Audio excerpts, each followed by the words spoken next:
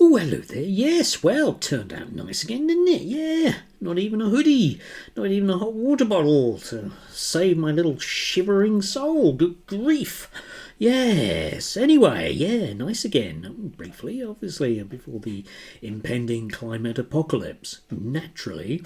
Anyway, yes, we are getting very, very close, aren't we, to the whole local elections thing. And, well, Reform TV, in its various guises under Talk and GB News, have very much been pushing the idea that, well, if you want a migrant for a neighbour, vote Labour or something similar, because apparently, yes, there's that whole thing about migrants coming near you. It's bad enough when they're in hotels, but when they're not in hotels, it's badder. And Talk TV's new international editor, Isabel Oakshott, was on hand in Dubai to tell us about how dreadful it is to live in the UK, bless her. Might come back to that as a concept, believe it or not, in about a minute or so.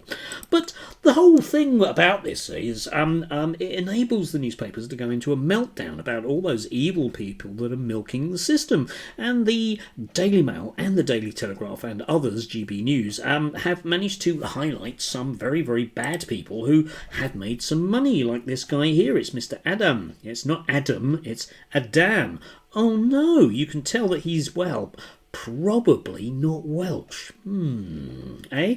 Anyway, apparently these two, who just generally evil, nasty people, are, fleecing you and me out of money and making lots of it from, well, putting up migrants, courtesy of the government, even though the piece, when you read it, says that they don't do that anymore. Still, it's wrong, isn't it? I would imagine that they're, taking that money that they're making and probably sending it overseas where we'll see very little of it.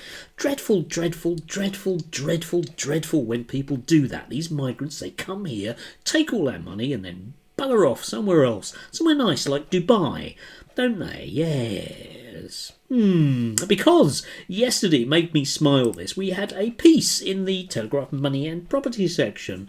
Very much the usual puff piece, which was about, well, certain people that live in Dubai now because,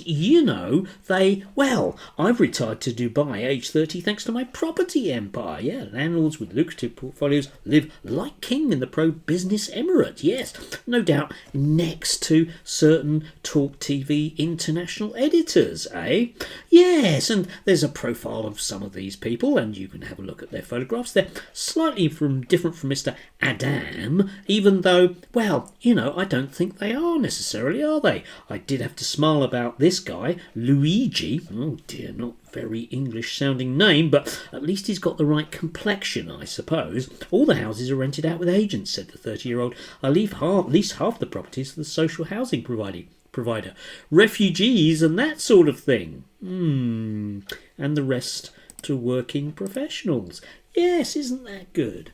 Isn't that good? Entrepreneurial. Now, there is nothing in the Telegraph piece which suggests where this money has come from. So these people, I imagine, have cancelled their Netflix subscription and, probably don't put as much avocado on toast as they used to in order to be able to live like kings in Dubai. And good on them, because they're entrepreneurs, aren't they? Or are they social parasites? Or does that depend on what your picture looks like and what narrative certain people want to push? Hard to say, really.